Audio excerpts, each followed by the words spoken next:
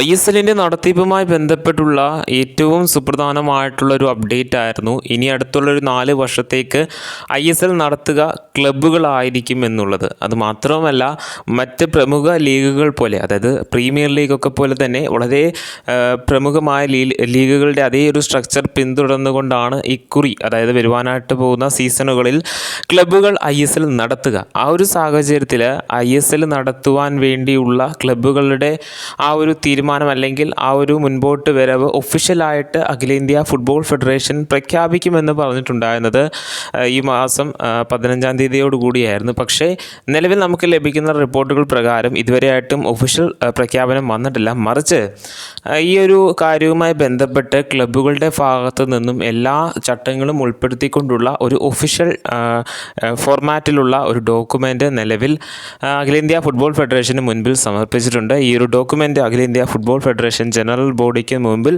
സമർപ്പിച്ചതിന് ശേഷം പിന്നീട് അതിൽ വ്യക്തത വരുത്തുക ചെയ്യുമെന്നാണ് അറിയുവാനായിട്ട് സാധിക്കുന്നത്. പിന്നീട് അതിൽ ഒപ്പുവെക്കുമെന്നും അറിയുവാനായിട്ട് സാധിക്കുന്നുണ്ട്. നിലവിലെ ISLൻ്റെ നടത്തിപ്പിന് വേണ്ടി ഒരു ക്ലബ്ബുകളുടെ ഭാഗത്തു നിന്നും ഒരു മാനേജിംഗ് കമ്മിറ്റി കൂടി നിലവിൽ രൂപീകരിച്ചിട്ടുണ്ട് എന്നാണ് അറിയുവാനായിട്ട് സാധിക്കുന്നത്. ആ കമ്മിറ്റിയിൽ sporting club Delhi, FC Goa, Bengaluru FC, north east united FC, Mohun Bagan എന്നീ ടീമുകളെ പ്രതിനിധീകരിച്ചുകൊണ്ടുള്ള ആളുകളായിരിക്കും ഉണ്ടാവുക എന്നാണ് അറിയുവാനായിട്ട് സാധിക്കുന്നത്. ആശങ്കയിൽ നിന്ന ഇന്ത്യൻ ഫുട്ബോളിൽ വളരെ വലിയ മാറ്റങ്ങൾ വരുന്നത് കാണുമ്പോൾ വളരെയധികം സന്തോഷം തോന്നുകയാണ്. കാരണം ഇക്കുറി ISL കുറച്ചും കൂടി നേരത്തെ, അതായത് സെപ്റ്റംബറോട് കൂടിയെങ്കിലും ആരംഭിക്കുവാനായിട്ട് സാധിക്കുമെന്നൊരു പ്രതീക്ഷയും, ഒപ്പം പഴയ തരത്തിലേക്ക് ISL കൊണ്ടുവരികയും പുതിയ ബ്രോഡ്കാസ്റ്റിംഗ് പാർട്ട്നേഴ്സും ഒക്കെ വരികയും ചെയ്യുമെന്നുള്ള ഒരു വലിയ പ്രതീക്ഷ നിലവിൽ ഉണ്ട്. അത് മാത്രവുമല്ല, നമുക്കറിയാം പലതരത്തിലുള്ള പുതിയ നിയമങ്ങൾ, നമുക്കറിയാം പണ്ട് ISLൽ ഉണ്ടായിരുന്ന ഒരു നിയമമായിരുന്നു ഒരു AFC താരത്തെ ടീമിൽ ഉൾപ്പെടുത്തണമെന്നുള്ളത്. എന്നാൽ